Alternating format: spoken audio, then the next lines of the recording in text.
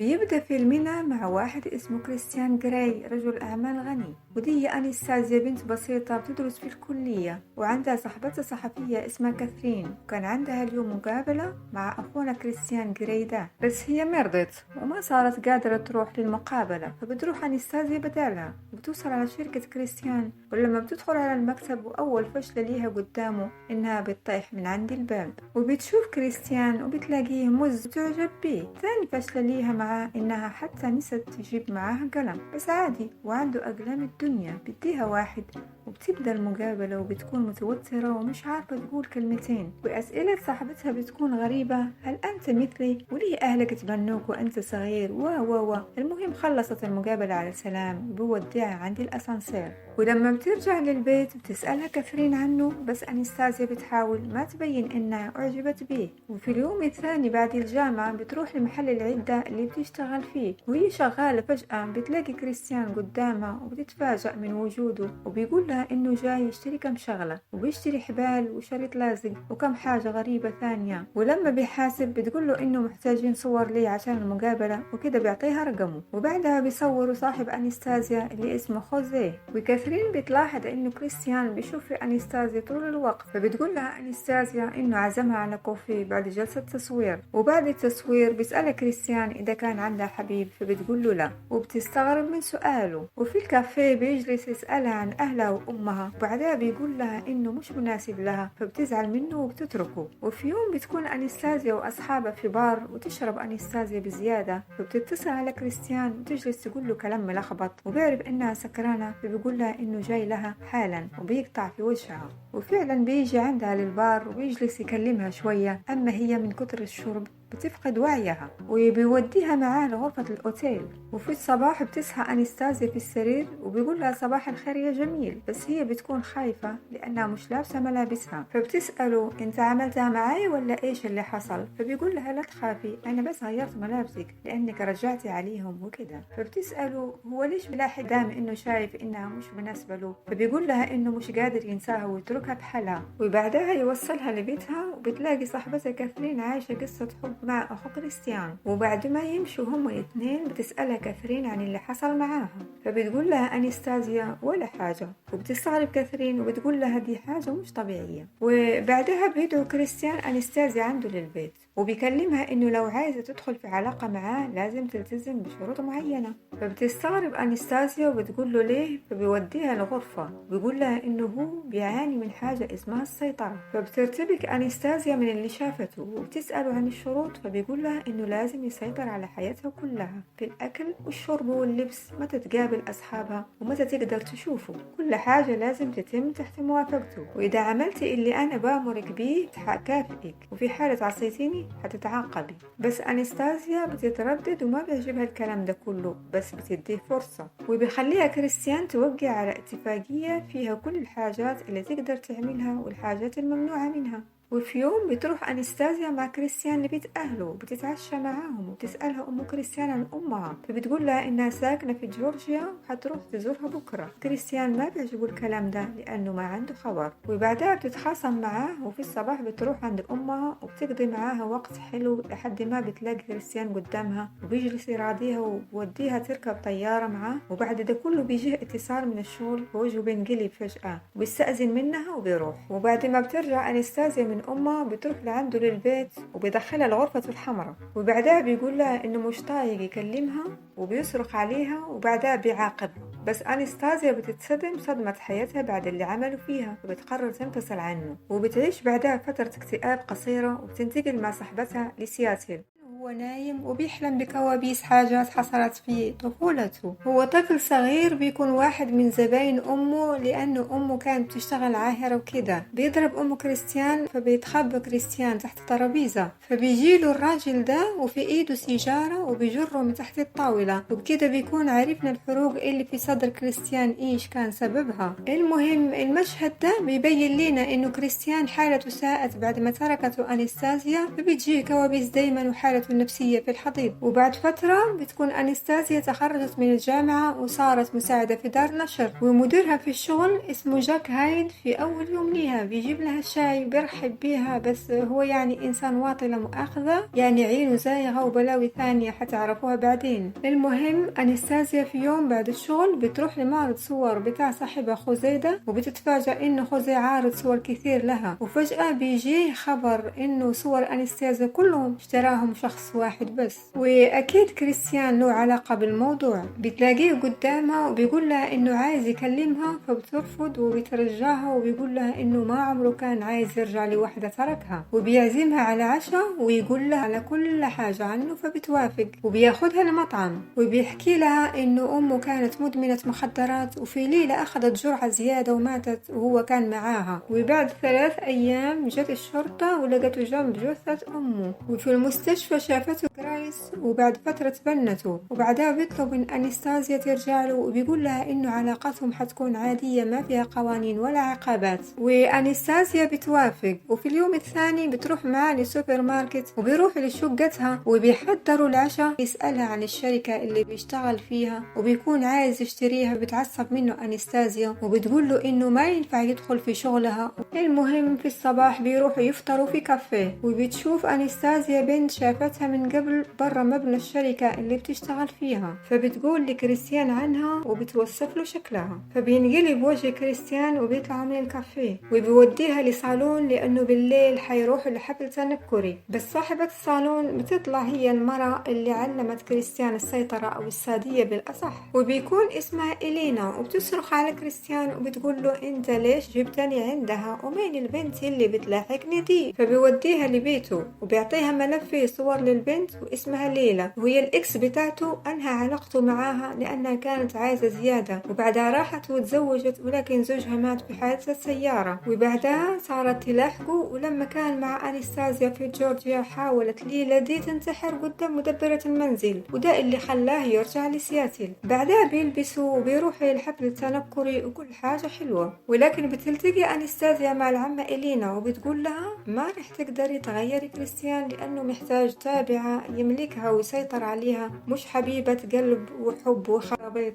بس أنستازيا بتسكتها بأغربي عن وجهي ومالك دخل في حياتنا واللي بيحصل فيها. ولما بيرجعوا للبيت وهما في الجراج بتكون سيارة أنستازيا مكبوب عليها حاجة، فبياخد كريستيان عنها وبيوديها لواحد من مراكبه، وفي الصباح بيقضوا وقت مع بعض وبيشوفوا بيت حلو وبيعجبها أنستازيا كثير. البيت ده حيكون مهم بعدين في الجزء الثالث والأخير. وبتمر أيام حلوة بدون مشاكل لحد ما في يوم بقرر جاك يتحرش بأنستازيا لأنها رفضت تروح معاه لنيويورك رحلة شغل يعني، فبتضربه وبتطلع من الشركة وبتلاقي كريستيان وبتقول له عن جاك، فبيكون عايز يروح يضربه بس أنستازيا بتمنعه. وفي البيت بيتصل كريستيان على كم شخص وبيقدر يطرد جاك من الشركة، وبتتعين أنستازيا بداله بشكل مؤقت. وفي يوم بتروح أنستازيا لشقتها فبتلاقي ليلى منتظراها ومعاها مسدس، وبينقذ كريستيان الموقف بس على طريقته الخاصة. أول ما بتشوفه ليلى بترجع في الأرض وبتشوف أنستازيا المنظر ده فبتتصدم صدمة حياتها الثانية، فبتخرج للشارع وبتتمشى شوية تفكر، وبعدها بتروح لبيت كريستيان وبتقول له أنا خفت منك أكثر من ليلى مع أنها كانت شايلة مسدس، وده بسبب تصرفك معاها، وأنا بعمري ما حقدر أظهر لك الخضوع وأكون مطيعة ليك بالطريقة دي. ويفهم كريستيان إنها عايزة تتركه، فبيقوم راكع قدامها وبيترجاها عشان ما تتركه، فبتقول له أنستازيا إيش اللي بتعمله ده؟ فبيقول لها بعد ما تركتني المرة اللي فاتت شفت الويل فتعهدت على نفسي أني حاعمل أي حاجة أترك شغل سادية ده عشان ترجعي لي. ومر الموضوع على خير. وفي الصباح بتقدم كريستيان لأنستازيا فبتقول له اديني مهلة أفكر. وبتمر فترة وقبل عيد ميلاد كريستيان بيومين بتهدي أنستازيا هديته وبتقول له افتحها لما يجي عيد ميلادك. وبعدها بيكون عند كريستيان شغل وبيركب هليكوبتر مع واحدة بتشتغل عنده، وفجأة بيتعطل محرك الهليكوبتر وبيعمل حادث وبيوصل خبر للعيلة كلها. أنستازيا اللي كان قلبها حيوقف من الخوف بس الحمد لله يدخل عليهم كريستيان سليم وبيسلموا عليه كلهم. بعد كل ده بتقول أنستازيا لكريستيان يفتح هديتها وبيلاقيها سلسلة مفاتيح مكتوب عليها يس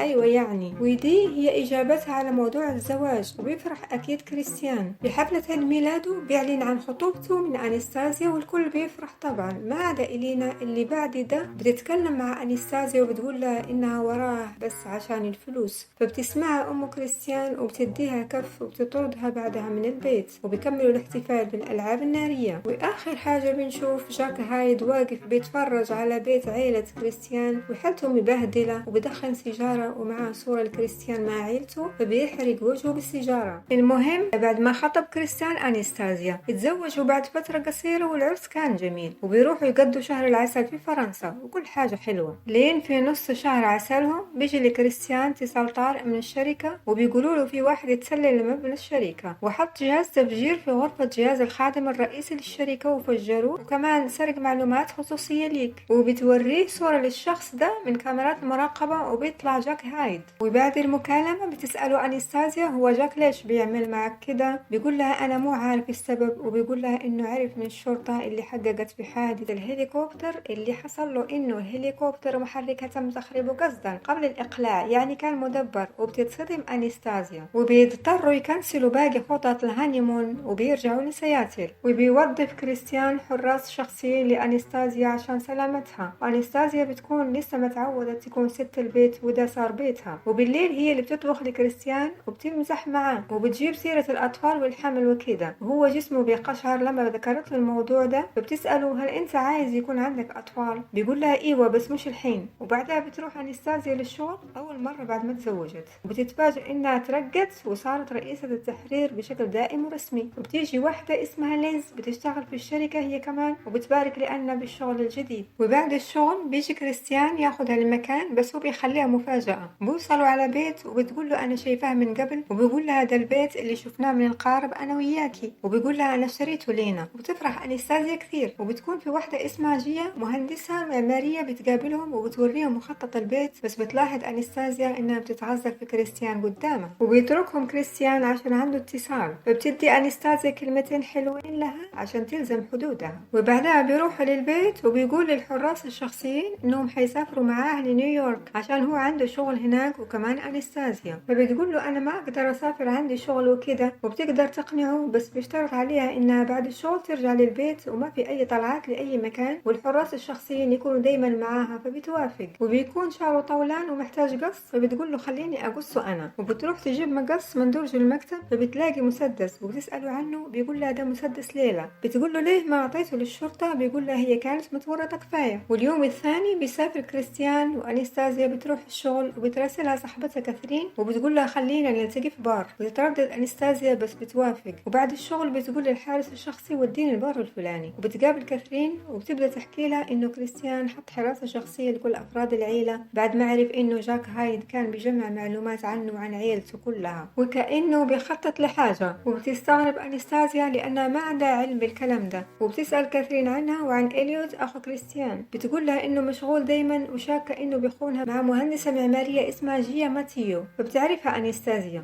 وبعد كل ده بترجع أنستازيا للبيت بتلاقي النور مش شغال. فجأة بيهجم عليها جاك بسكين وعايز يخطفها بس الحراس الشخصيين بيقدروا ينقذوها ويمسكوه. وبتيجي الشرطة عندها للبيت وبيحققوا معاها بس المحقق ما بيقدر يكمل معاها التحقيق. وفي الصباح بيكون كريستيان رجع للبيت. وفي يوم بعد شغلها بيعمل لها مفاجأة وهي سفرة مع أصحابها لأسبن وبوصلوا للبيت اللي راح يجلسوا فيه. وفي اليوم الثاني بتروح أنستازيا مع كاثرين وميا يعملوا شوبينج وبتشوف إليوت مع جيا المهندسة وهو بيسلم عليها. وبعدها بيروح لنايت كلاب وهناك بتقدم إليوت لكاثرين وبتقبل. وبتكون جيا هي اللي ساعدته يختار الخاتم وبتخلص الإجازة. المهم بعد فترة بيجي المحقق عند أنستازيا في الشغل وبيكمل التحقيق وبيقول لها جاك مدعي عليكي إنك أنت كنت على علاقة به وجاء عندك للبيت عشان يتكلم معاكي بس الحراس تدخلوا وأنت اختلقتي قصة الاعتداء دي. فبتقول له الكلام مش صحيح وبيقول له هو يمكن يخرج بكفالة ومحاكمته اليوم. فبتروح أنستازيا بعد الشغل تحضر المحاكمة وبتحكم القاضية له يقدر يخرج بكفالة قيمتها 500,000 دولار.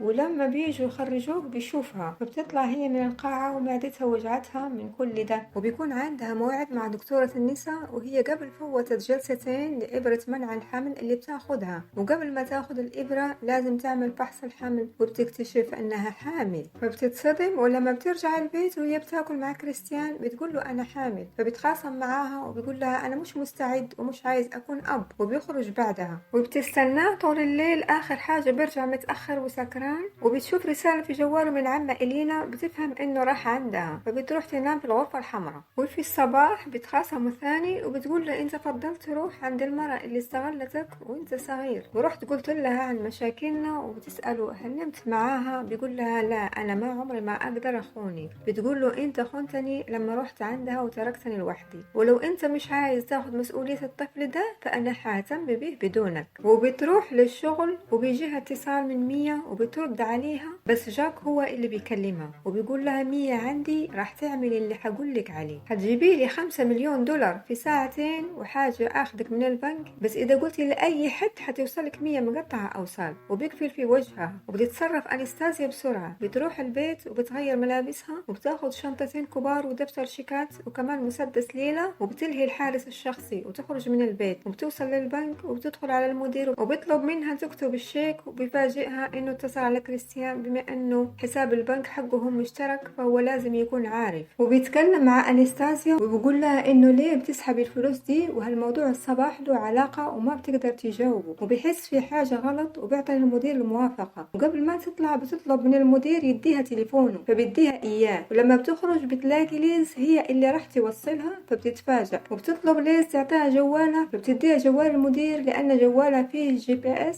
يقدر كريستيان يعرف مكانها. وبتسألها أنستازيا انت ليش بتتعاوني مع جاك، فبترفض تجاوب عليها. وفي دي الأثناء بيوصل خبر لكريستيان انه ميا مفقودة وبيقدر يتبع أنستازيا بجواله، فبيتصلوا على الشرطة وبيعطوهم مكان أنستازيا، وبتكون ليز وصلتها لمكان جاك، وبتشوف ميا مربوطة وبتقول له أنا جبت لك الفلوس بس خليني أروح أنا وميا، بس هو بيضربها عشان ينتقم منها وبيعطيها شلوت في بطنها وبتحاول ليز توقفه، فبتطلع أنستازيا المسدس وبتضربه في رجله وبعدها بيغمى عليها. وبيوصل كريستيان والشرطة على المكان وبيلاقي أنستازيا مضروبة وبيودوها للمستشفى، وكريستيان ندمان على تصرفاته معاها وبيحكي لأم جرايس عن اللي حصل، وبتقول له أي زواج بيكون فيه مشاكل انت اعتذر لها وكن صادق باعتذارك وهي أكيد حتسامحك. وبتصحى أنستازيا وبتكون خايفة على البيبي، بيقول لها البيبي بخير وبيبكي وبيعتذر لها. وبعدها بتقول له ليز كانت بتساعد جاك، بيقول لها إنه جاك كان بيبتزها بفيديو. وبتمر فترة وكل حاجة بترجع طبيعية، وبتوصل معلومات لكريستيان عن جاك، فبيكتشف إنه جاك كان في الميتم نفسه اللي كان فيه. وكمان عائلة جراي كانت حتتبناه لولا إنه جرايس شافت كريستيان في المستشفى لما ماتت أمه، عشان كده جاك كان حاقد عليه من سنين، ولما خسر شغله بسبب أنستازيا حب ينتقم منها ومنه. وفي الأخير بعد مرور كم سنة بتشوف كريستيان وهو بيلعب مع ولده وأنستازيا حامل ثاني وعايشين في بيتهم الجديد. ودي هي نهاية القصة. قولوا لي رأيكم في النهاية. لو حبيتوا ملخصاتي ما تنسوش تعملوا لي لايك وشير وسبسكرايب. باي باي.